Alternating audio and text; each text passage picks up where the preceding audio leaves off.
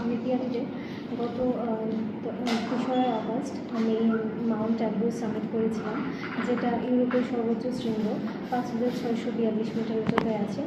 Actually এইসব শৃঙ্গগুলি আরোহণ করার জন্য প্রথমত বেসিক মাউন্টেনিং কোর্সগুলো দরকার পড়ে, কিন্তু আমার কোনোটাই করা ছিল না, যার কারণে কিছুটা তো প্রবলেমের সম্মুখীন আমাকে হতে হয়েছিল।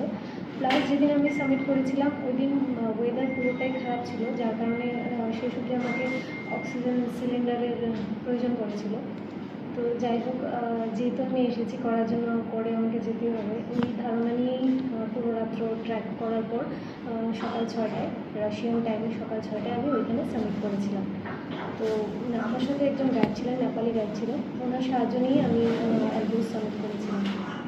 কতক্ষণ সময় লেগেছে আপনাদের? স্যার অ্যাকচুয়ালি পুরো বেস ক্যাম্পে থেকে 3-4 দিন সময় লাগে, দুদিন অ্যাকোনাটাইজ করার জন্য, একদিন প্র্যাকটিসের জন্য, কীভাবে নিজেকে প্রোটেক্ট করবে, কীভাবে নিজেকে ইয়ে করবে, ওগুলোর জন্য একদিন প্র্যাকটিস করা হয়। তারপর ফাইনাল ডেতে রাত্র 12টায় আমি বেরিয়ে পড়ি সামিটের জন্য।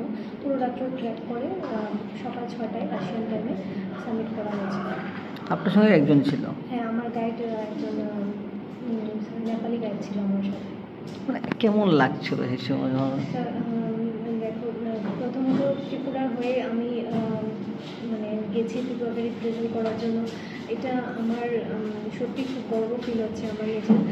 আর ত্রিপুরা থেকে যেহেতু কেউ প্রথমে যায়নি, তো আমার একটা ইচ্ছে ছিল মাউন্টেনিং, আমার ছোটোবেলা থেকেই মানে ফ্যাসিনেট করে আমাকে পাহাড়, তো মাউন্টেনিং আমার ইচ্ছা ছিল। 2023 থেকে আমি ছোটো ছোটো মাউন্টেনিংগুলি ট্র্যাক করি, ত্রিপুরার কিছু ছোটো মাউন্টেনিং, উত্তরাখণ্ড, মহারাষ্ট্র এগুলি করি। গত বছর আমি এভারেস্ট বেস ক্যাম্পও গিয়েছিলাম ত্রিপুরা প্রথমে।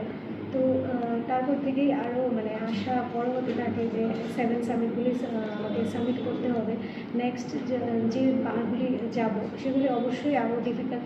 এর আগে আমি চেষ্টা করব মাউন্টেনিং কোর্সগুলি আমি কমপ্লিট করে নেওয়ার। তো এই এখন ত্রিপুরাকে রিপ্রেজেন্ট করতে পেরে স্যার খুবই ভালো লাগছে। ভবিষ্যতে পরিকল্পনা? ভবিষ্যতে এই লাইনেই এগোনোর ইচ্ছা আছে, দেখা যাক কী হয় স্যার।